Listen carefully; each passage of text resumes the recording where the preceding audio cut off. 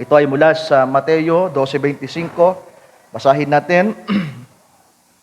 Sabi ng ating Panginoon, and Jesus knew, sabi dito, and Jesus knew their thoughts and said unto them, every kingdom divided against itself is brought to desolation, and every city or house divided against itself shall not stand.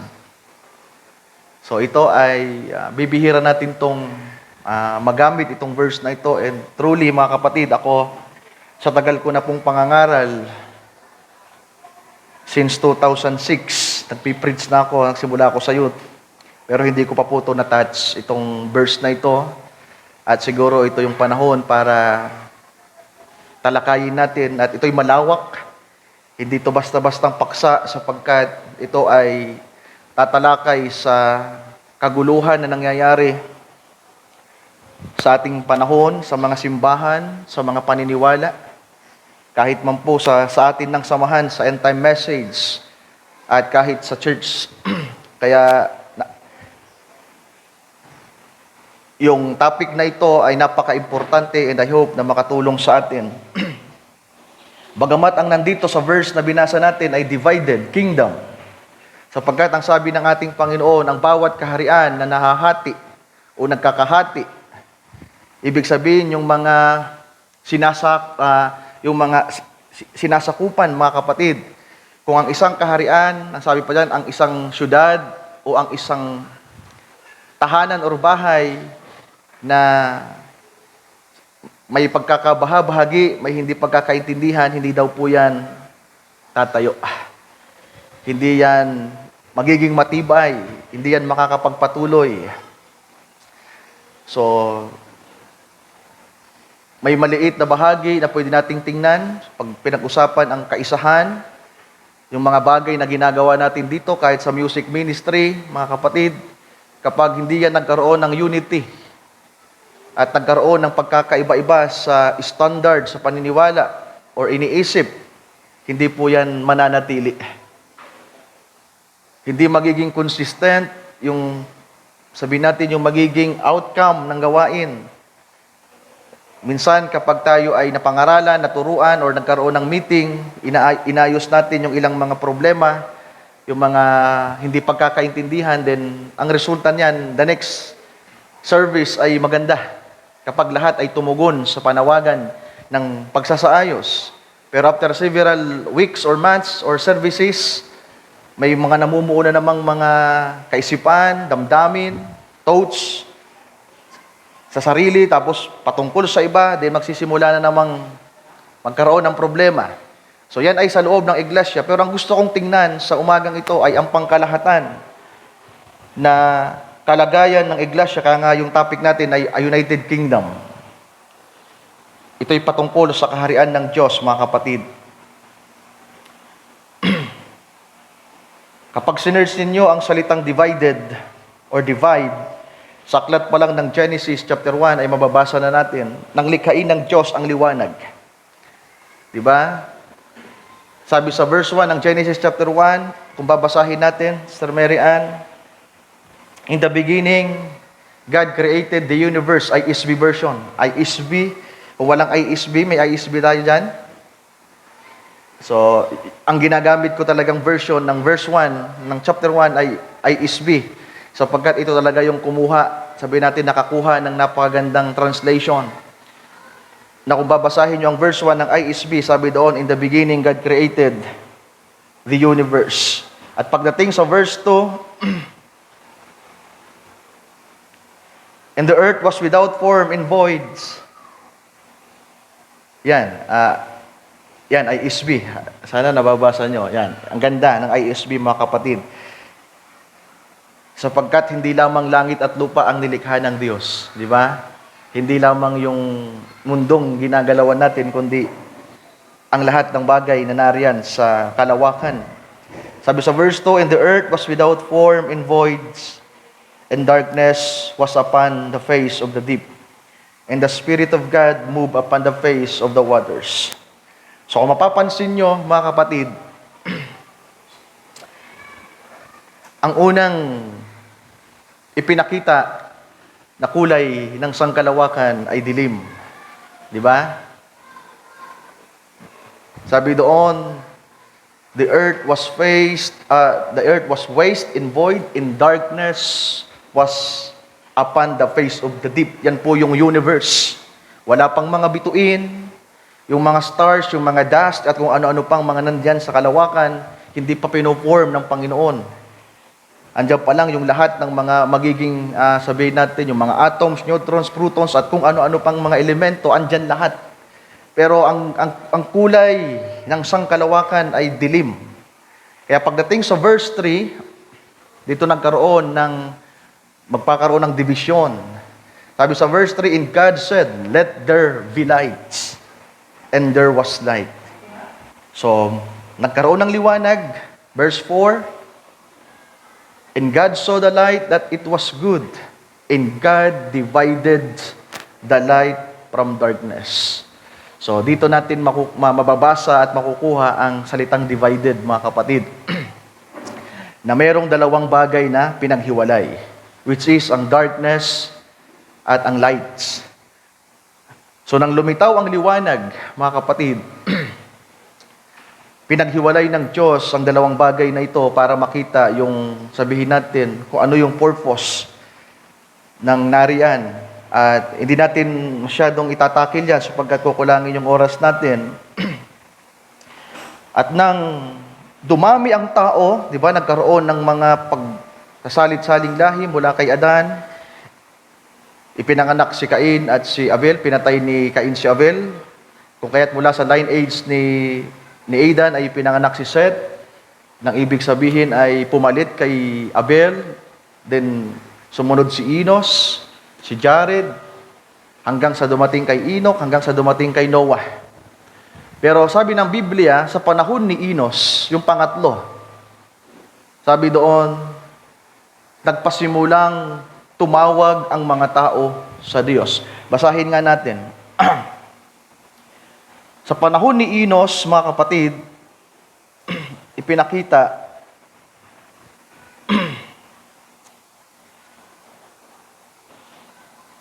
konklusyon patungkol sa mga tao na may pagtawag na po sa Diyos.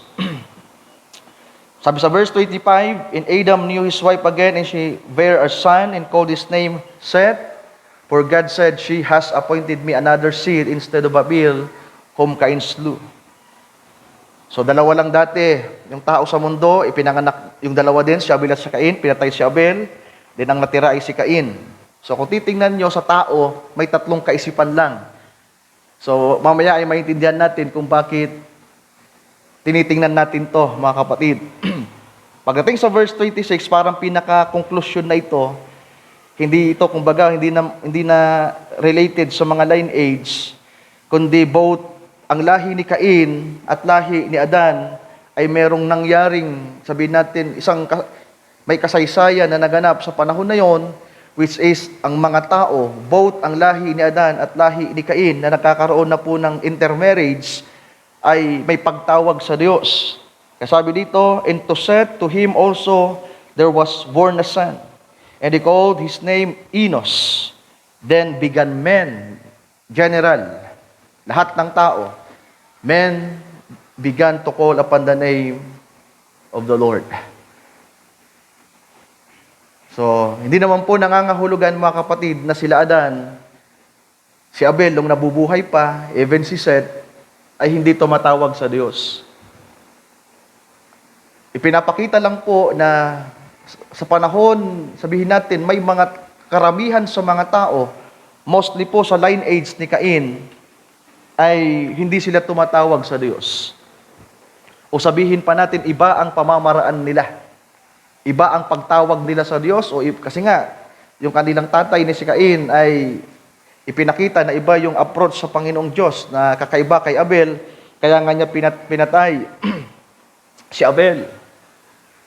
So dahil sa dalawang magkapatid na ito, ipinakita ng banal na kasulatan na nagkaroon ng sa kasaysayan ng lupa, nagkaroon ng dalawang uri ng paniniwala o pagsamba na nagresulta agad ng pagpatay, ng kaguluhan. At napakadali pang matrace noon, mga kapatid. Ilan pa lang yung tao? 5. O 4 pa nga lang nung wala pa si Seth. Bago pinanganak si Seth, 4 lang. Yung serpente, wala na rin naman kasi ikinurse na. Pero yung paniniwala na naborn, yung nabuong paniniwala, sa Garden of Eden, ang nag-cause, mga kapatid, ng talagang kaguluhan. Yung belief. Di ba? Yung pamilyang nagkakaisa, na bagamat itong si Cain, sabihin natin, at si Abel ay hindi talaga magkapatid na buo. Pero dahil ang kanilang mga magulang ay mga, sabihin natin, may pagkakilala at takot sa Diyos, lalo si Adan yan. Di ba? Kaya nga kuminsan kung magbubulay-bulay tayo, paano nagkaroon ng Cain? Bakit nagkaroon ng Cain na merong jealousy sa kanyang puso? Merong hatred, envy. Na samantalang sa Garden of Eden, ang atmosphere doon ay banal. Ang Diyos ay pumapanaog tuwing dapit hapon. Yung mga magulang nila ay banal. Pero kahit banal yung kanilang mga magulang, maganda yung lugar, walang pagkagutom, walang impluwensya ng kalayawan, o anumang mga bagay na makikitang hindi maganda. And yet, yung binhi na naroon kay Cain, mga mahal kong kapatid, ay talagang lumitaw kung ano siya. At nagpasimula yun sa, sabihin natin, na mag-grow siya, lumaki siya, nagkaroon siya ng sariling kaisipan, at yung kaisipan na yon ay, bagamat pwedeng may mga naririnig siya sa kanyang magulang, pero doon sa binhi na naroon sa kanya, ay meron ng taglay yun na kaisipan. Kaya lahat ng isinisilang sa ibabaw ng lupa, mga kapatid ko, kahit wala pa yang naririnig, meron na yang taglay na kaisipan. Andun na yan sa binhi. At lilitaw yan along the way. Kaya nga kahit yung mga sanggol na ipinanganak, di ba may paniniwala na lahat ng sanggol ay ligtas. May mga naniniwalang ganyan na kapag sanggol pa, magiging anghel. So hindi tayo naniniwala doon. Dahil may mga sanggol na ipinanganak na if they are destined na hindi makatanggap sa Panginoon, kapag yan lumaki, kung hindi namatay na sanggol, darating ang araw na hindi yan tatanggap sa Panginoon. Hindi nila i-accept ang gospel, hindi sila sasampalataya, at hindi sila magpapabautismo. So may mga kaisipan na, kaya nga sabi ng banal na kasulatan sa pangungusap ni Haring David, doon pa lang sa sinapupunan ng kanyang nanay, sabi doon, I was formed in iniquities. At nasumpungan na daw ng Diyos itong si David na makasalanan. Nasumpungan na siya, doon pa lang siya sa sinapupunan ng kanyang magulang, ay nasumpungan na siya sa iniquities, mga mahal kong kapatid.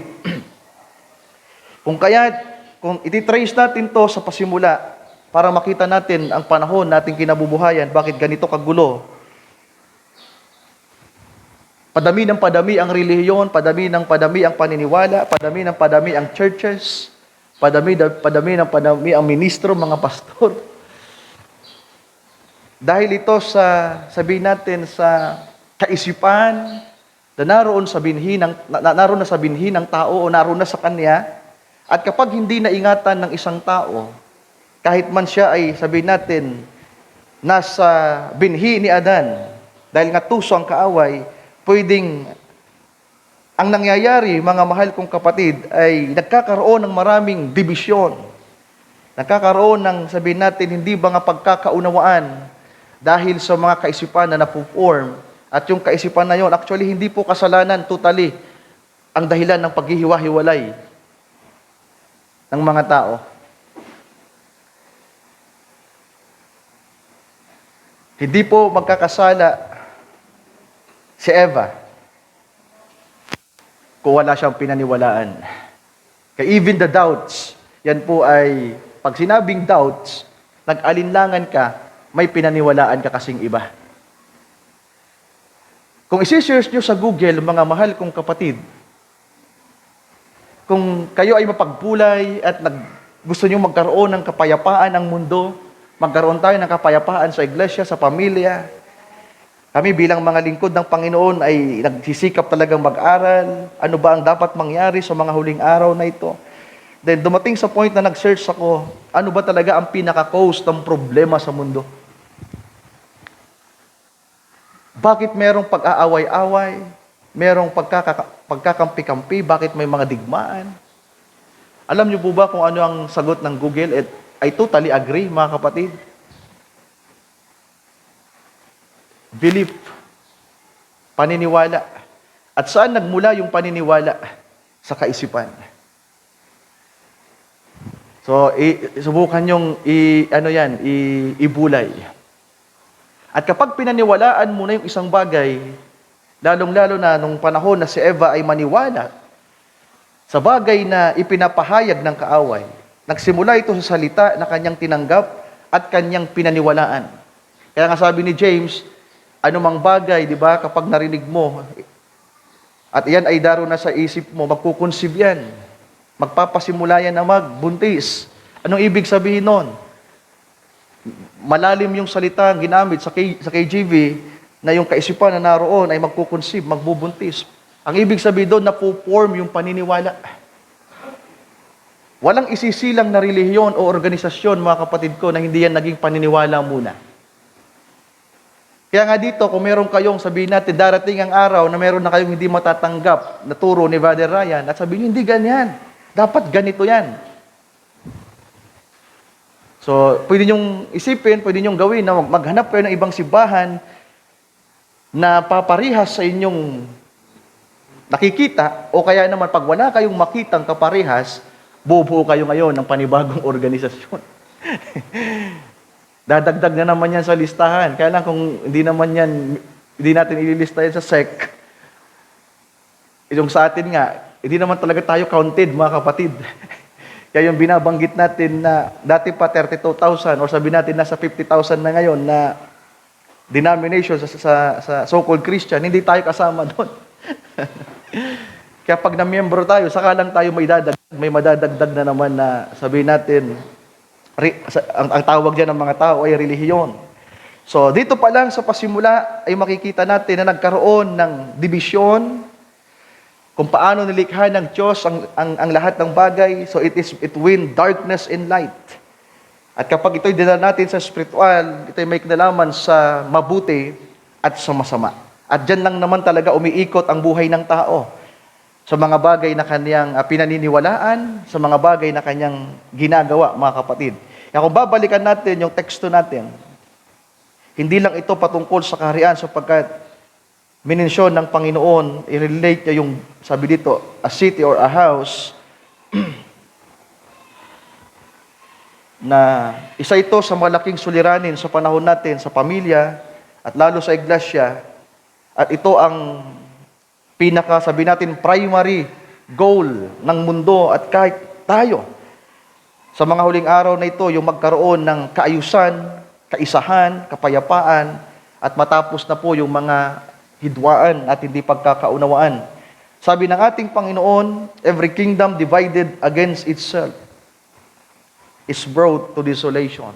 So yan yung nakakalungkot na katotohanan na anumang kaharian, anumang samahan ng mga tao, kapag yan ay hindi umabot sa pagkakaisa, ang magiging wakas niyan ay pagkawasak. In every city or house divided against itself shall not stand. So dito, bagamat hindi tinukoy ng Panginoon yung pagkawasak, pero mahirap po sa isang tahanan, sa isang iglesia, sa isang syudad, o sabihin pa natin, dito sa ating bayan ng Nabwa, ito, napagbulay ko to, mga kapatid, paano ko nag-separate kay Brother Gary. Lumalawak yung aking, sabi natin, yung mga bagay na aking nakikita. Sabi ni Pai Intoy kanina, tapusin na yung mga hindi pagkakaunawaan. Magpatawad na. Pero paano yun? Saka dito, alam mong may bagay na hindi siya parehas sa paniniwala mo. Alam mo na meron siyang kaisipan na iba sa kaisipan mo, damdamin. na magkaiba kayo. Kaya mahirap sa katotohanan lang mga kapatid, kung tutuusin, hindi ganun kadali ang magkaroon ng unity. Pero mamaya tingnan natin ano ang kailangan natin sa mga huling araw na ito. Hindi tatayo ang isang bahay.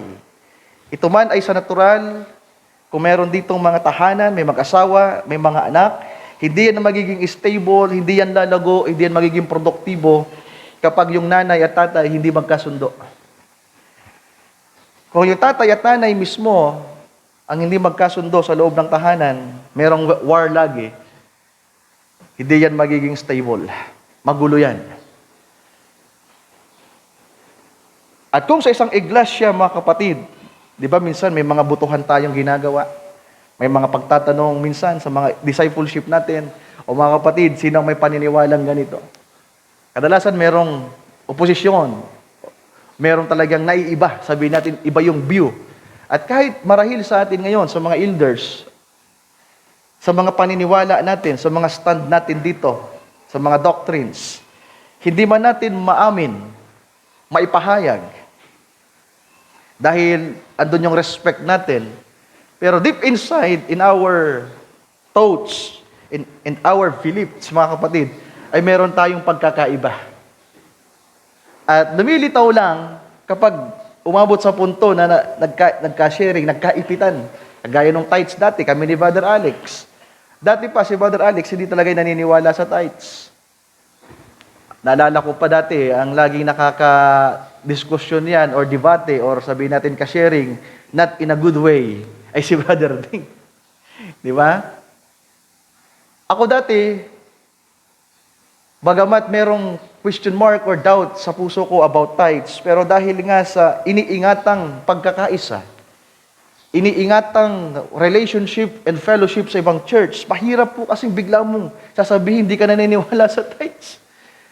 Kaya nga kung yung ibang simbahan ay malalaman nila ang mga doktrina natin, aawayin tayo o kaya di na tayo papansinin. At ganyan yung ginawa sa atin ng ibang simbahan. It's because of belief, mga kapatid. Paano nagsimula yung belief? Knowledge yan, salita yan na nabuo. At tinimbang mo, at nakita mo na ito ang mas mabuti, pinaniwalaan mo, din nung mapaniwala mo, sinimulan mong i-apply.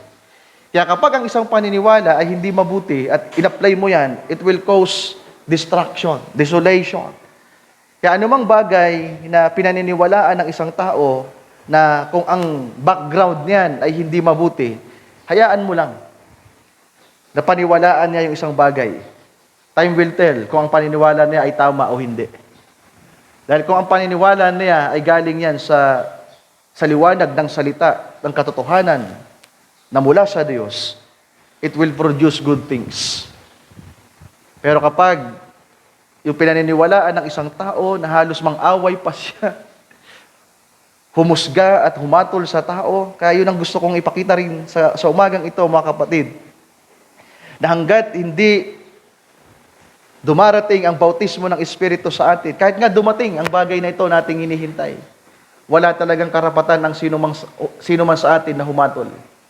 Ang mang-disfellowship, o sabihin natin, yung ibang simbahan ay hindi natin ituturing na kapatid at ayaw nating maka-fellowship. Bagamat totoo, hindi madali. Yung isipin mo na lang na ganito yung kanilang paniniwala, yung doctrines nila ay hindi po ganun kadali, mga kapatid. Pero naniniwala ako na merong paraan ang Panginoon na nais maituro sa atin paano natin harapin or i-manage ang ganitong suliranin sa ating panahon. So sabi sa pagpapatuloy, so okay na yung relo natin. Salamat sa nag-ayos. So in every city or house divided against itself shall not stand. At ang cause ng divisyong ito, mga kapatid, sabihin natin sa lumang tipan, mga kaharian, sa ating panahon ay mga simbahan. Kung babalikan natin ang lumang tipan ng Old Testament, ang talagang pinaka-primary na ipinapakita ng mga kasulatan ay ang bayan ng Diyos, ang Israel. At ito'y isang kaharian, mga kapatid. At Nagkaroon, una sa Israel, nagkaroon ng dibisyon sa kanila. Kaya nga yung 12 tribo, nahati sila sa 2 kaharian sapagkat merong hindi napagkasundo ang paniniwala. Ano nga yung pinagmulan ng kanilang hindi pagkakasundo? Sino pang nakakaalala? Bakit nahati yung Israel sa 2 kaharian, yung Kingdom of Israel? Sino ang makakasagot? What is the primary reason ng division ng United Kingdom of Israel? Yung napakatibay, yung nagkakaisang Israel, biglang nahati into 2. Dahil sa pera, sa tax, nakalimutan nyo. Di ba? Dahil sa tax. Dahil sa pera, sapagkat ang gusto ng isang hari, taasan, i-increase. At alam nyo ba na ang tithes ay tax yan, mga kapatid? So ang naging dahilan ng dibisyon ng Israel, na hindi na ang Diyos ang may patnugot, kundi ang nakakalungkot, liwanag sila eh. They are the kingdom of God. They are the chosen people of God. 12 tribes. Yung humiwalay, yung Judah. Yung humiwalay ay ang Judah at Benjamin. At laban sa 10, naging mortal na magkalawan. They are both the chosen people of God. Ito nakakalungkot, mga kapatid. Nagpatayan sila. Galit sila sa isa't isa, pero iisa sila ng dugo.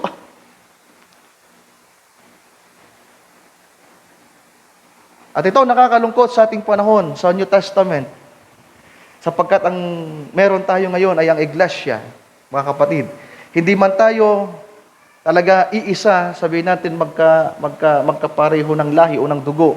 Iba-iba yung ating mga pinagmulan. Pero pagdating sa spiritual na kalagayan, hinahanap ng marami, kahit man tayo, yung tinatawag na fellowship, kaisahan at kaayusan sa gawain, pero tila ba hindi natin makita. Ako I tried, mga kapatid, ng mga panahong nakdaan, kaya nga umatin tayo ng discipleship, umatin tayo ng ministerial meeting, full support tayo sa mga camp meeting, kahit saan camp meeting, sapagkat hindi tayo hanggat maari nung ma-break natin yung tinatawag na division ay nais natin makipag-fellowship. Pero hindi ganun kadali. Talagang sabihin natin there is something na naroon, may force na kung tayo lamang bilang tao ang magsisitil nito ay hindi natin kakayanin. So, ito'y sabihin natin ang Diyos nagagawa sa mga panahong ito sa huling mga araw. Kaya nga sabi na Apostol Pablo sa kanyang payo sa iglesia ng Corinto, kung babasahin natin, noon pa man, nakita na ni Paul ang problemang ito or sigalot sa mga kasimbahanan. Sa 1 Corinthians, mga kapatid, sa chapter 1,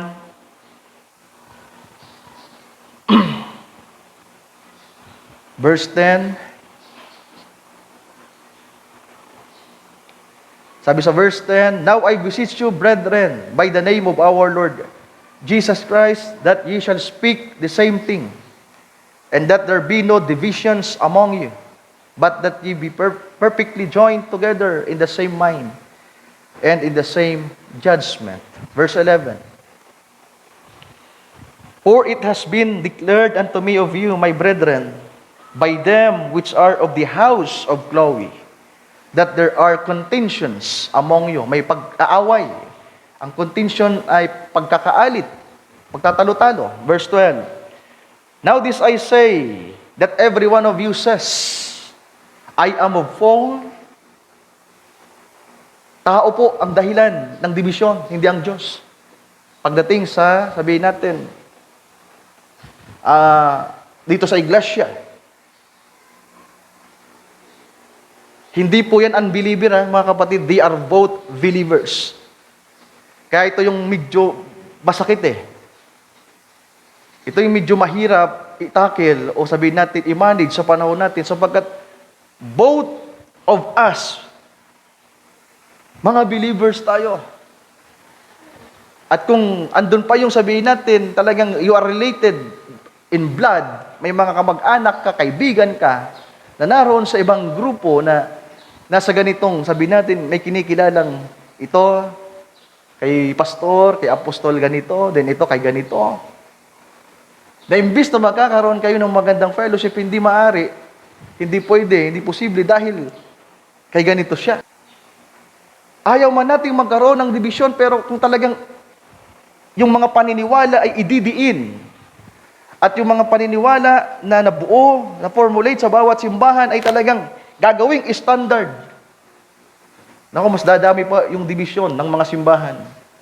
Yung iba kasi, bagamat meron silang ibang paniniwala at kakaiba talaga sa paniniwala ng iba, mas pinipili nilang wag na lang magsalita. Diba? Kasi kapag nagsalita ka, diba sabi ni Pablo, tingnan nyo mga kapatid, ano sabi niyan? That ye all speak the same thing. May kanalaman yung pagsasalita. Kasi walang mabubuo, walang maisisilang na paniniwala, organisasyon, nang walang nagsalita. Hindi pwedeng may paniniwala ka, sisinyas-sinyas ka lang, tapos meron ng mabubuong grupo. Pwede siguro makabalita kayo na merong simbahan doon. Ang preacher, ngungo. Wala namang ganon. Hindi qualified yung preacher na hindi nagsasalita. Dahil ang pinaka-primary source, mga kapatid, ng paniniwala, ng faith, is by hearing. At wala kang mapapakinggan kung walang nagsasalita. At mamaya titingnan natin sa lumang tipan, sa panahon ng unang kaharian, na yung unang kaharian na yon, mga kapatid, ay nasa isang, sabihin natin, nasa kaisahan sila. Ang problema, yung kaisahan ng kahariang ito ay hindi ikinatuwa ng Diyos. Pero yung kaharian na yon, iisa lang ang kanilang lingwahe at iisa lang ang kanilang salitang pinagmumulan. Pero mamaya, mga kapatid, ito, may dadagdag ko mamaya, pag binasa natin, na hindi naman talaga totally yung kaharian na yon, iisa ang lingwahe or dialect.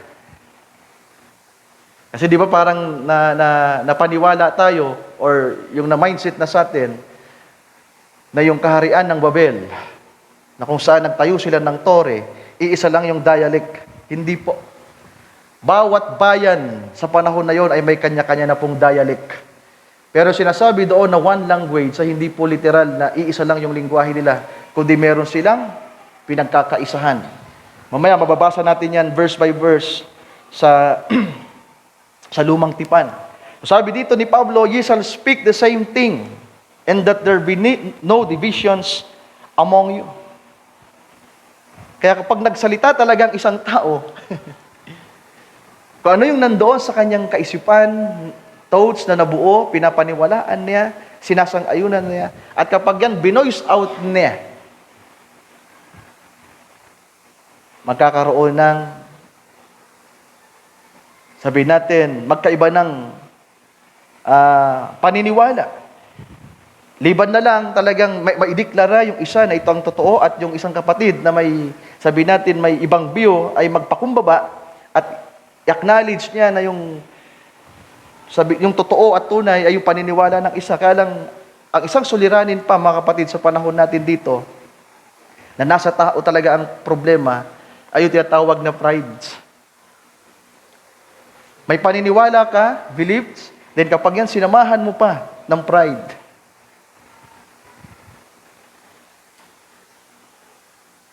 Mahirap po yan. Yung kasalanan kasi general term, sin. Pero bago naging kasalanan yan, naging paniniwala muna yan.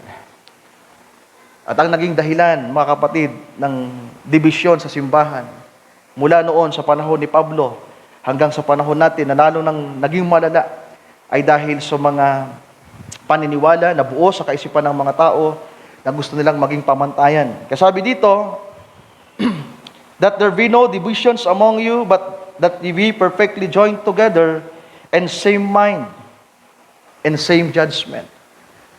Diba? Kung ano yung nasa kaisipan ng isang tao, bawat isa atin ay may kanya-kanyang, sabihin natin,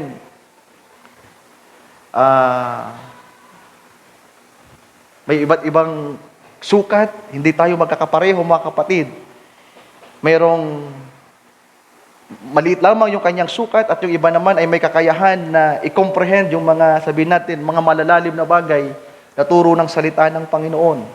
At ang magagawa na lamang ng iba, ang sabi pa ng ibang mga preacher niyan, kung hindi mo maintindihan, mag-amin ka na lang. Hindi mo man maintindihan yung itinuturo or ipinapangaral, say amin na lang. Kaya lang mahirap naman po yun, mga kapatid. Para sa akin, hindi tama na yung isang bagay na hindi mo naiintindihan, sasang-ayon ka. Kung malit man ang sukat mo, try. Diba? Sikapin mo na yung bagay na napagkakaisahan ng iglesia, diba? Wala nang tithes, ang Godhead ganito. Yung mga bagay na naging doktrina ng church, kung hindi mo naiintindihan, magsikap kang maunawaan. Sabi pa ng scripture, kung nagkukulang ka ng knowledge, kung talagang maliit yung sukat mo, anong kailangan mo? Ano sabi ng Bible? Mag-aral ka? No. Pray unto the Lord. Humingi ka sa Panginoong Diyos ng kaunawaan. At kung makikita ng Panginoon na sincero ka sa pagdulog sa Kanya, I do believe ang makapangyarihan nating Diyos na omniscient, omnipresent. Kung ikaw ay itinalagang binhi, you are predestined, mga kapatid, imposibleng hindi i-reveal ng Diyos sa iyo ang isang bagay na pinagkakaisahan ng church. Lalong-lalo ang Godheads, ang kabanalan, ang mga bagay na ipinapatupad sa iglesia. Sabi dito, magkaroon lamang ng isang kaisipan at isang paghatol. So kung ano yung naging desisyon, ano yung na-form na knowledge, then magiging belief yan. Nasusundan niyo ba, mga kapatid? Lahat ng kaisipan na binuo, na pinagkaisahan, belief ang tawag diyan.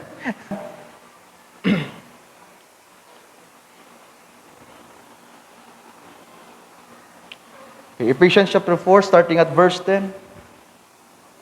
Sabi dito, He that descended is the same also that ascended up far above all heavens, that He might fill all things.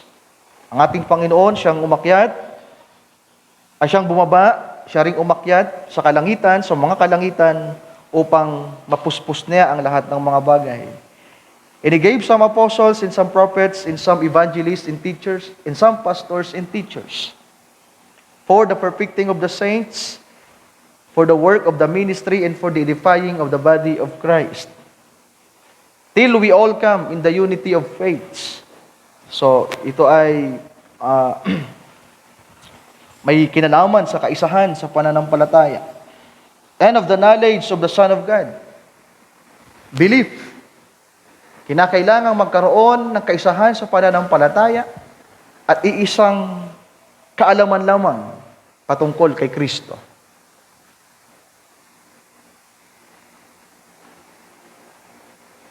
Basahin natin ulit, mga kapatid. Nais kong himayin natin. Ibinigay ang fivefold ministry, sabi diyan, till we all come in the unity of the faiths. Magkaroon ng kaisahan sa paniniwala at magkaroon ng iisang kaalaman lamang, pagkakilala sa anak ng Diyos. At ang kasunod na niyan ay perfection. Unto perfect man. Hindi natin maabot ang perfection na hindi muna tayo magkaisa dito ng pinaniniwalaan. Nang hindi isa ang pagkakilala natin sa ating Panginoong Hesus, at hindi natin maaabot ang unto the measure of the stature of the fullness of Christ, ay ang nobya ni Kristo, ang pangkalahatang mga mananampalataya. Sabi sa verse 14, that we henceforth be no more children tossed to and fro, and carried about with every wind of doctrine, by the sleight of men and cunning craftiness, whereby they lie in wait to deceive, but speaking the truth in love. Amen. Can you say amen to that? But speaking The truth in love. So kung magiging ganito na yung pangungusap, pagsasalita ng bawat isa, talagang andyan na yung kaisahan, mga kapatid. May grow up into Him in all things, which is the head, even Christ, from whom the whole body fitly joined together and compacted by that which every joint supplieth, according to the effectual working in the measure of every part, make increase of the body unto the edifying of itself in love. So ganito ang senaryo ng isang iglesyang nagkakaisa. Merong paglago, mga kapatid ko. Yung increase ay hindi para sa isang bahagi lamang ng katawan, kundi lahat ay nakakaranas ng paglago. Lahat nakikinabang sa isinusupply na biyaya ng Diyos. Hallelujah. Kapag ang mga mananampalataya ay dumating sa talagang kaisahan, they are fitly joined together and compacted. Then makikita ang kaluwalhatian ng Panginoon. Makikita ang glory ng Panginoon, mga kapatid. Maliban na maabot natin yan sa mga huling araw na ito, yung glory ng Panginoon, yung kapangyarihan niya, ay magiging isang awit lamang sa atin. Pagpupuri at pagsamba sa Kanya. Pero kapag dumating ang araw na niloob na ng Panginoon sa Kanyang tamang panahon, itinakdang panahon, naniniwala ako ng mga bagay na nais na iparanas ng Diyos ay ating mararanasan. Sa sulat ni Pedro, basahin din natin, 1 Peter. Kahit man po si Apostol Pedro ay nangusap ng patungkol sa kaisahang ito, mga kapatid. Chapter 3.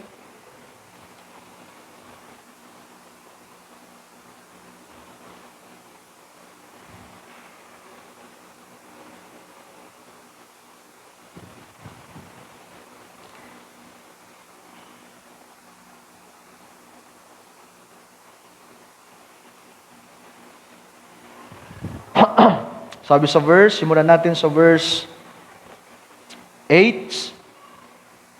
1 Peter chapter 3, verse 8. Finally, be all of one mind, having compassion one of another, love as brethren, be pitiful, and be courteous. Maging masipag, masikap.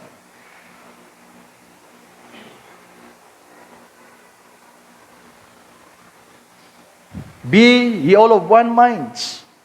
Iisang kaisipan lamang. Hallelujah.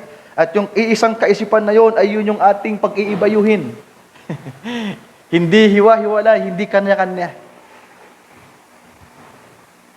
Kanina in-announce na po yung project natin. Tiles or carpet, kesame, aircon, hindi po natin yan ma-accomplish nang hindi tayo magkakaisa dito ng kaisipan. At compassion. Yung iba dyan, aircon pa. Wala ngang maisaing. Kaya tama yung sabi ni Kuya Ninoy. Wala kang mang pera ngayon. Sabi ko, di ba, nung nakaraan, wala man tayong pera ngayon, basta meron kang desire. Hindi mo pwedeng i-fake yung desire na yan, ha? You cannot fake the desire. Pag ang desire ng puso mo ay sincere sa Panginoon, God will bless you. Ipag-pray mo sa Panginoon kahit wala kang pera, Lord, hindi pera ang kailangan ko, desire. Wag mo ng pera. Pag wala kang desire, wag pera ang i-pray mo sa Panginoon or blessing. Kailangan tamang desire muna. Lord, gusto ko, Panginoon, na maging bahagi sa ministry.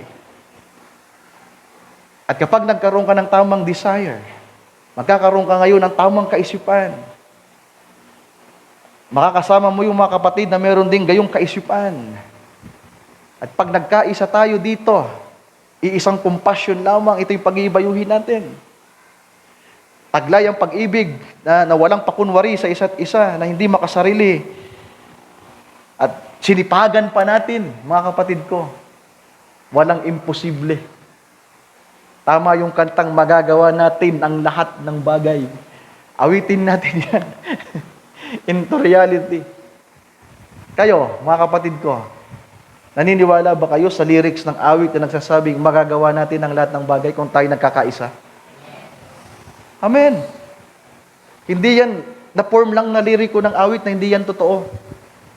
May kapangyarihan sa awit na yan. Magagawa natin ang lahat ng bagay kung tayo nagkakaisa. That's scriptural, biblical yan.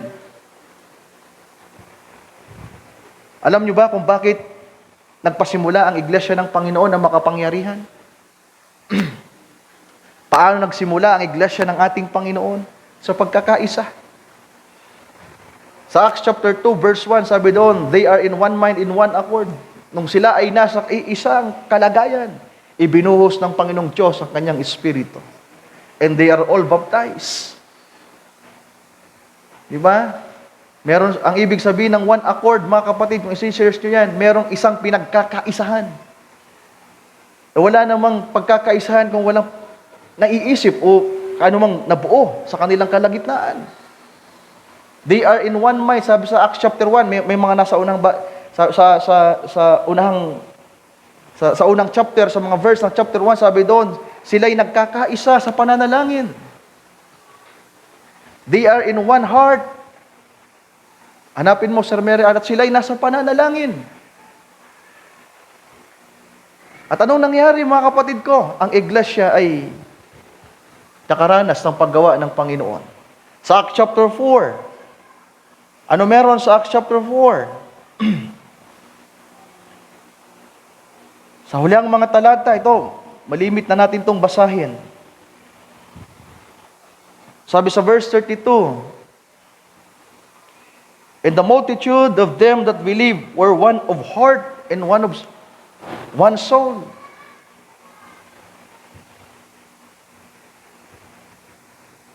Yung lahat ng mga believers, nagkakaisa sila ng puso't kaisipan. Pag pinag-usapan po ang soul, mga kapatid, may kinalaman yan sa kaisipan. Sapagkat ang soul ay tinatawag rin yan na the minds. Yung kaluluwa natin at isip, iisa yan. Andun yung mind natin. Ito yung history ng iglesia ng unang panahon, na yung mga mananampalataya, they are in one heart and one mind.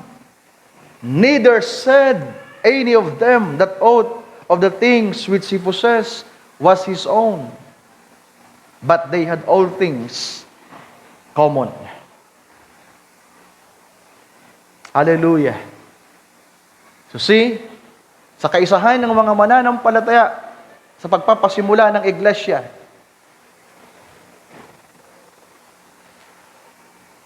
pantay-pantay sila. At ito pang mas maganda, mga kapatid. Sabi sa verse 33,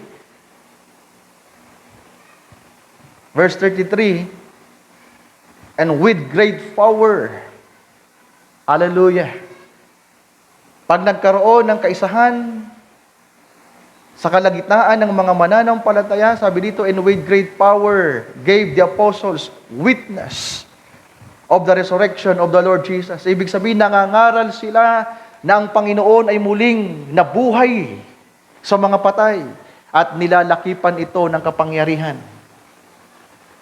Walang karamdaman na tumatayo sa kanila, anino pa lang ng mga apostol. Kahit hindi ipag-pray, mga kapatid ko, ang mga taong nasa pangangailangan ng healing ay tumatanggap ng kagalingan. And great grace upon them all. Verse 34. Sabi sa verse 34, neither was there any among them that lacked, for as many as were possessors of lands or houses sold them, and brought the prices of the things that were sold. And verse 35, last verse, and laid them down to the apostles' feet, at the apostles' feet, and distribution was made unto every man according as he had needs. Yan po ang nagagawa ng kaisahan, mga kapatid. Kapag walang dibisyon sa isang bahay, sa isang iglesia, i-convert natin yung city sa church. Sapagkat ang sabi ng Bible, dapat in every city, there is a church. Ang problema sa City of Nava, 4 ang simbahan. Madadagdagan pa yan pag humiwalay kayo dito. Baka dyan sa cruising, meron ng iglesia. Ang sabi naman talaga ng Bible, mga kapatid, in every city, there must be a church. At ang propeta may pangaral, kinakailangan sa isang bayan, meron lamang isang iglesia. Ay, hindi na natin masunod yun. How can we justify that? Sino nauna sa Nava? Paunahan na lang. Brother Gary, bago pa kayo, dito na kami. Kaya lang, hindi ganon, mga kapatid. Umaasa pa rin tayo ng reconciliation, ng pagkakaisa. Kaya man, masama man yung loob nila, at may kuntiring sama ng loob sa atin. Yan ang nakakalungkot na katotohanan. Pero we're still hoping and longing ng reconciliation, ng restoration, ng fellowship. Alam niyo kung anong dahilan, mga kapatid, ng division, ng mga simbahan. Sabi ko nga, ito'y beliefs, paniniwala, mga nabuong kaisipan. Pero saan ba nanggaling yung kaisipan? Saan ba nanggaling yung paniniwala? Nasa tao. Tao ang problema. Ministro ang problema.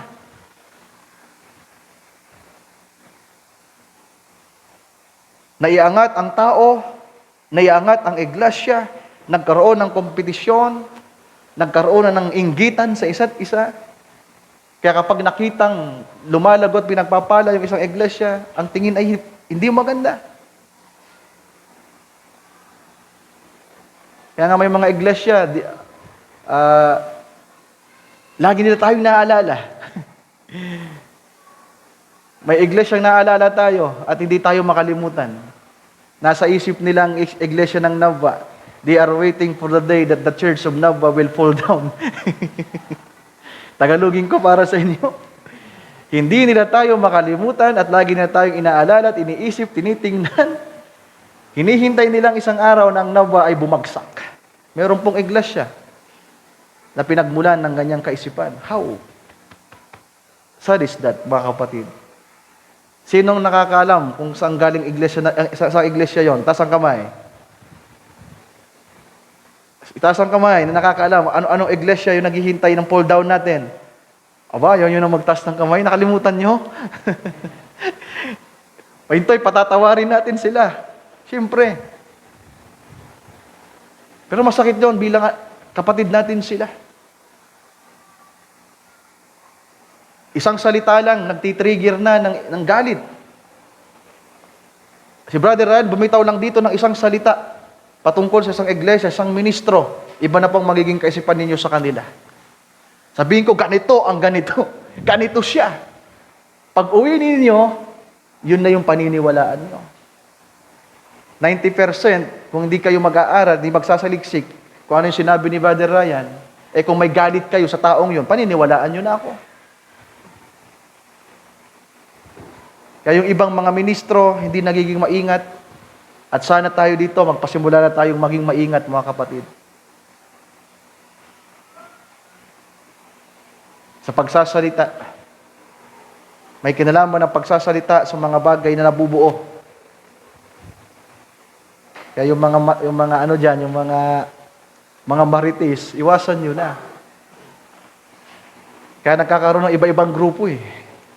Buti nga sa atin, maliit lang yung grupo natin. Merong pagkakampi-kampi ang mga magkakapatid dahil sa mga chismis.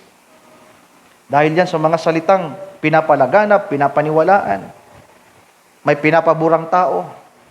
Kahit man si Apostol Pedro nakita ito, kaya sabi niya, na sana'y magkaroon ng iisang kaisipan lamang ang mga mananampalataya sapagkat ito yung kanilang karanasan noong unang panahon, mga kapatid. At kung babalikan natin ang 1 Corinthians, may nais akong tingnan ditong verse, 1 Corinthians chapter 1, yung binabasa natin.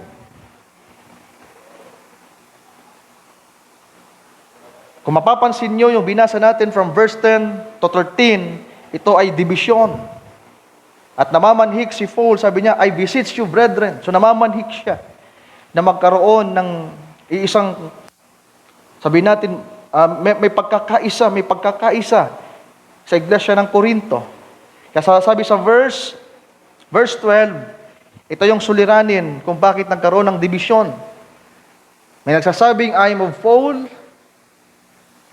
I am of Apollos, I am of Cephas.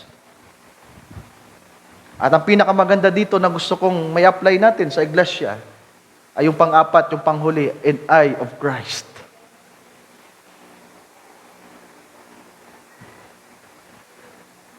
Buti nga, hindi nagsabi, walang sinabi si Pablo dyan na diniklara mo mismo yung sarili mo. Ito yung paniniwala ko. Di ba? May mga ganun eh. Wala siyang pinapanigang tao. I'm not of Paul. I'm not of Apollos or Cephas or even Christ. Meron akong sariling prinsipyo. Ateista yun. Pero nakalimutan ng mga tao sa ating panahon, and even sa panahon nila Pablo, ay hindi ito para sa tao, mga kapatid ko. Kaya nagkaroon ng division, even sa end-time message, may kanya-kanyang grupo, iba't ibang camp, iba't ibang fellowship. It's because nasentro sa tao, ang mga tao. Kaya kung atras tayo sa verse 9, ito yung nakaligtaan natin. Sabi sa verse 9, God is faithful, by whom ye were called unto the fellowship of His Son, Jesus Christ, our Lord. Kaya tama po yung bandang dulo ng verse 12, I am of Christ. Hindi po to sa tao. Nung mga nakaraan, mga kapatid, naiipit ako. Dahil may mga ka-fellowship tayo. May mga naging bisita tayo na magkakaiba ang grupo. At ako bilang tagapanguna, naiipit ako. Paano ko sila iti-treat? Paano ko sila i-welcome sa church? Iniisip ko na kapag nakipag-fellowship ako sa isang grupo na ito, kay pastor na ito, iba na yung magiging tingin sa akin ng isang grupo. The same, vice versa. Pero nung ito'y mapagbulay-bulay ko, ito din yung naging prinsipyo ni Brother Ryan dati na magsimula ang iglesia dito. We are not looking to man. Nang umuwi si Brother Ryan dito sa Nabwa, mga kapatid, nung magsimula ang iglesia, hindi ako tumingin sa tao, kay Kristo lang. Kaya hindi tayo titingin sa grupo. Hindi tayo titingin sa sino man. Makikipag-fellowship tayo as long as andon si Kristo. Can we say amen to that? As long as ang Panginoon ang sentro, ang doktrina ng ating Panginoon ay nandiyan, may hope pa rin sa mga bagay na gagawin ng Panginoon, makikipag-fellowship tayo. Hindi man tayo nila, sabihin natin, itrato ng mabuti o tama, okay lang yon. Sapagkat ang hangad natin dito, mga kapatid, ang idalangin natin sa Panginoon, habang nakikita natin ang pangangailangan ng iglesia, ay ang kaisahan. Walang karanasan ng bautismo ng Espiritu Santo na hindi natin ipapalaganap sa atin at sa iba ang pagkikipag-fellowship, ang kaisahan.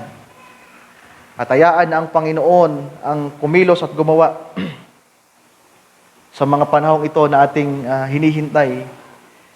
So, nakita niyo na ang naging suliranin ng dibisyon, kung bakit nagkaroon ng iba't ibang grupo, nagkaroon ng maraming denominasyon, mga kapatid, ay dahil nakasentro sa tao, sa simbahan, sa kanilang grupo, yung nagiging, sabi natin, yung magiging standard nila, yung magiging way of living nila ay nakasentro na po sa kung ano ang sinasabi ng tao. At nakalimutan nila na ang pinaka-essence ng paglilingkod natin dito ay dahil kay Kristo. Kaya kahit man mawala ang tao, mga kapatid, kahit sino pang tao ang nandiyan, kapag si Kristo ang nasa likuran at nasa unahan ng taong yan, magiging mabungahin ng isang bagay, ang paglilingkod. Hindi tayo after sa tao. Ang kinakailangan nating ma-exercise dito sa Iglesia ng Nabwa. Paano natin, sabihin natin, ipapamuhay yung mga bagay na ating tinatanganan at pinapaniwalaan, kinakailangan ang sentro ay ang ating Panginoon. So nais ko pang bumasa, mga kapatid. Atras tayo sa Lumang Tipan at sa ilang sandali tayo magtatapos.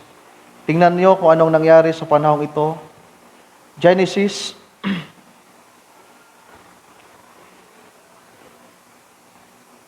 sa chapter 11,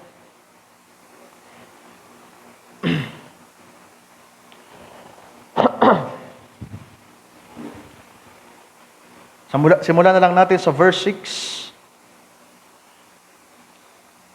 Ito ay sa panahon, yung chapter 10, kung atras tayo sa chapter 10, kung bababasa nyo sa verse 1, chapter 10, verse 1, yan. Diyan ipinakita yung pagpapasimula ng henerasyon ng tao sa ibabaw ng lupa after the flood. Sumula sa tatlong anak ni Noah, si Japhet, si Ham, at si Shem, dumami ang tao. So, may gusto pala akong ipakita sa inyo dito. Tingnan nyo, yung sinasabi ko kanina na about the dialect.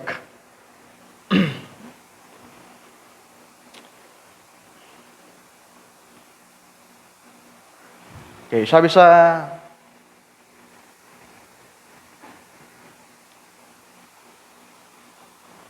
okay, basahin natin ng verse 5. Verse 1 muna, basahin natin yung verse 1. Now these are the generation of the sons of Noah, Shem, Ham, and Japhet. And unto them were sons born after the flood. The sons of Japhet. So, isa-isa. Yung inuna ay mga anak ni Japhet. At pagdating sa verse 5, by this, verse 5, by this were the isles of the Gentiles divided in their lands. So, mula kay Japhet, iniisip ko, galing tayo kay Japhet. Kasi sabi ng scripture, yung mga isla, yung mga nagkaroon ng mga isla, kung sa ano lang hindi ko sasabing galing tayo kay Japhet, mga kapatid, yung Gentiles. Kasi binigyan ng diin yung Gentiles, hindi galing dyan yung mga Hudyo. Nagkaroon daw ng division sa mga lupain, everyone after his tongue, dialect. Bago pa yung Tory of Babel, may kanya-kanya na pong tongues. So, babaliin natin dito yung sinasabing meron lang isang lingwahe noon. Sabi diyan, after his tongue, after their families and their nations. So, sa lahi pa lang ni Japhet, mga kapatid, may iba-iba na silang dialects, yung tongues niyan. Pagdating kay Ham, ganun din. Pagdating kay Shem, ganun din. Last verse na lang tayo. Sabi sa verse 32, yung conclusion na, verse 31, Sir Meran, verse 31. Sa verse 31, sabi yan, these are the sons of Shem, after their families, after their tongues, and their lands, after their nation. So, actually, kung babasahin nyo mula kay Japhet, mga kapatid, yung mga lugar, ay yung mga pangalan na binanggit doon, mga bansa na po yun ngayon. Atras mo nga sa verse 2 or verse 3, Sir Mary Ann. Itong mga binanggit dito, Gomer, Magog, Togarma, mga bansa na po yan ngayon. Andyan yung Russia, yung Iran, yung Iraq. Yung mga lahi na yan, hindi lang yan basta mga tao. Yan ay bansa na ngayon, mga kapatid, na may kanya-kanya daw pong tongues. At pagdating sa verse 32, yung conclusion, yung summary, sabi sa verse 32, these are the families of the sons of Noah, after their generations and their nations, and by this were the nations divided in the earth after the flood. Pagdating sa chapter 11, sabi diyan, sa verse 1 ng chapter 11, Sir Mary Ann, sa pagpapatuloy, and the whole earth was of one language. So iba po yung tongue sa language. And the whole earth was one, parang tayo. Ang daming dialects sa Pilipinas, pero ano natin? Anong lingwahe na meron tayo? Pag tiningnan mo pag nag-fill up ka, Pilipino, or Tagalog, o kaya English. Kaya ano merong isang lingwahe meron sa atin, sa panahon natin? Isa lang. At ano yung language na meron tayo para maalis yung mga barrier? English. Kaya nagkakaintindihan daw po yung mga tao. At sa panahon ito, meron din silang isang lingwahe. At iisa lang yung kanilang ipinapahayag. Ibig sabihin, meron silang pinagkakaisahan, pinagkakasunduan, isa yung kanilang layunin. At ano yung nakita ng Panginoon, mga kapatid, sa bagay na ito? Verse 4 na lang tayo. Sabi sa verse 4, and they said, go to, let us build. So pagtatayo ito, let us build as a city, and the tower, whose top may reach unto heaven. And let us make us a name, lest we be scattered abroad upon the face of the whole earth. So gusto nilang magkaroon ng isang pangalan lang, isang brand, isang pagkakakilanlan para hindi sila magkawatak-watak, bagamat iba-ibang lahi. May galing kay Japhet, kay Ham, at kay Shem. So gusto nilang magkaroon lamang ng pagkakaisa. At na-achieve nila to. Sabi dito, sa verse 5, in the Lord came down to see the city and the tower, which the children of men builded. So tiningnan ng Diyos yung ginagawa, yung itinatayo ng mga taong syudad at tower. In verse 6, and the Lord said, behold, the people is one. So ang Panginoon ang nakakita, ang Diyos, sabi dito, ang nagsabi na narito ang mga tao'y nagkakaisa. Behold, the people is one, and they have all one language. Iba't iba man yung kanilang dialekto, yung tongues nila, pero ngayon ay para sila magkaintindihan, nagkaroon lamang sila ng isang lingwahe. Iniwanan nila yung kanilang own native tongues para ma-achieve lamang yung goal nila ng unity or pagiging isa. And this day begin to do. Nagpasimula silang gawin ito. And now, sabi ng Panginoong Diyos, and now nothing will be restrained from them, which they have imagined to do. Tagalogin nga natin, Sister Mary Ann. At sinabi ng Panginoon, narito sila ay iisang bayan at silang lahat ay may isang wika. Pinili nilang magkaroon lamang ng isang wika para magkaintindihan. At ito ang kanilang pinasimulang gawin. At ngayon ay walang makakasawata sa anumang kanilang balaking gawin. So ganun po, kainam sana ang pagkakaisa, mga kapatid. Anumang gustuhin natin, walang makakapigil. Kaya lang, ang suliranin lang, sa unang kaharang ito, kung mababasa nyo, may part dyan na nagsasabing verse, andito yung unang kingdom na pinangunahan ni Nimrod sa balat ng lupa. Ang kauna-unahang kingdom ay ang kingdom ng Babel, which is naging Babylon yan. Na naging matibay, naging mayabong, na-achieve sana nila yung iniisip nilang kaisahan, kaya lang hindi para sa Panginoon. Para lang sa kanilang sariling kapakanan. Pero nung gusto ko ipakita sa inyo dito, mga mahal kong kapatid, kung magkakaroon lamang sana ng iisang lingwahe tayo dito, iisang kaisipan. Alam niyo bang iniisip ko sa language? Hindi ang language kasi, pag sinabi na pong language, hindi lang yan salita. Pangkalahatan na yan. Meron tinatawag na body language. Diba? Kailangan lahat tayo pasulong, lahat tayo on the go. Kaya kahit yung isang tao hindi magsalita, may body language siya. Kaya nga sabi ni Pedro, ang mga babae, kahit hindi kayo magsalita, may makukonvert kayo. Sa paanong paraan? Body language. That's scriptural. First Peter chapter 3. Sa mga babae, kung gusto nyong makaakay, huwag kayong magsalita. Pasakop lang kayo sa inyong mga asawa at manamit ng tamang pananamit, ang mga tao ay may maririnig. At sila'y magsasabi, tama nga sila.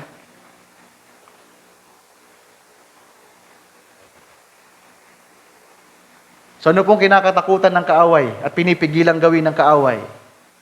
Kaisahan natin. Kaya dito, sa Nabwa, sa La Purisima, mga kapatid, sinikap natin na makipag-isa. Simbahan diyan, simbahan doon. We tried. Kung hindi man nila sinubukan, at least we tried. At itatry pa rin natin. Di ba? Hindi tayo titigil hanggat hindi natin nararanasan ang nais na iparanas ng Diyos sa atin. Pero dito sa church natin, mga kapatid, dito sa fellowship natin, magagawa natin ang lahat ng bagay. All things are possible to them that believe God. Amen.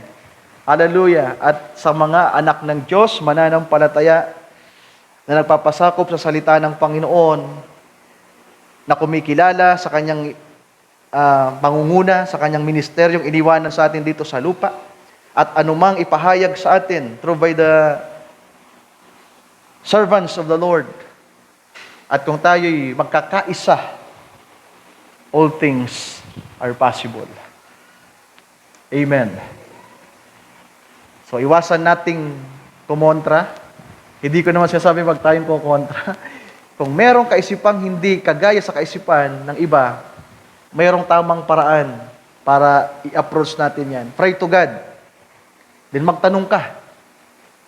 Kaysa buuin mo yan sa iyong kaisipan. Ipunin mo sa iyong kaisipan. Then later on, saka mo papakawalan, huli na.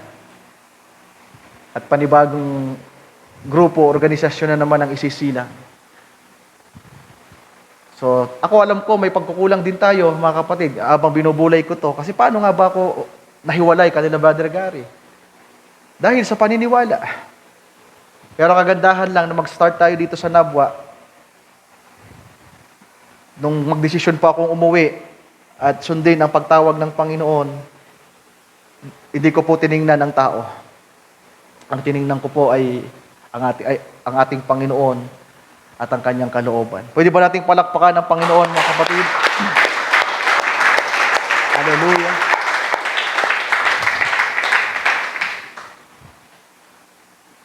Bakit mali na ulit yung relo natin? Tama ba yung kanina? So akala ko kanina, tama na yung relo natin. Kaya para pagtingin ko, ngayon, parang ang tingin ko, alas 11 pa rin. Alas 2 pala. So dito sa relo ko, alas 12 na. So tayong lahat ay magsitayo, mga kapatid. So, kasalanan ng relo, ha? Akala ko alas 11. Alas 11. So alas 12 na pala.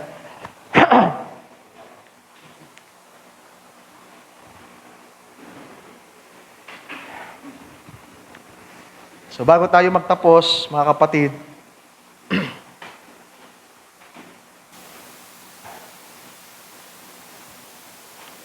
nais ng Diyos na iparanas ang kanyang mga pangako to display His glory, His power toward us. Pero hindi po yun mangyayari. Hindi natin mararanasan ang baptism of the Holy Ghost ng iglesia ng Panginoon, ang pangakong bautismo sa Espiritu, maliban tayo dito mismo, ma-experience natin. Huwag nating isipin yung iba, kung ano na nangyayari sa kanila. Ang mahalaga, alam natin na kinakailangang maranasan ito ng lahat. Tayo mismo dito. Tingnan natin yung ating mga sarili, ipag-pray natin, mga kapatid. Isa-isip natin, isa-puso natin, na ang kailangan natin ay kaisahan. Para ma-achieve natin yung mga plano, yung mga nilalayon natin dito. Mas maging mainam ang ating pananambahan sa Diyos. Mas maging maganda ang paglilingkod natin, ang service ng Panginoon, ang pagtitipon, ang pag-aawitan, yung mga nasa music ministry, all of us. Pag umawit tayo, hindi lamang yung tagapanguna yung umaawit, kundi lahat tayo umaawit. Lahat tayo merong puso na nais na pagpuri sa Panginoon at may paglingkod sa Kanya ang ating mga lakas. Hallelujah. Di ba napakasarap pag nagkakaisa? may nangyayari. Pag nagpasimula magkaisa ang mga mananampalataya, may nangyayari.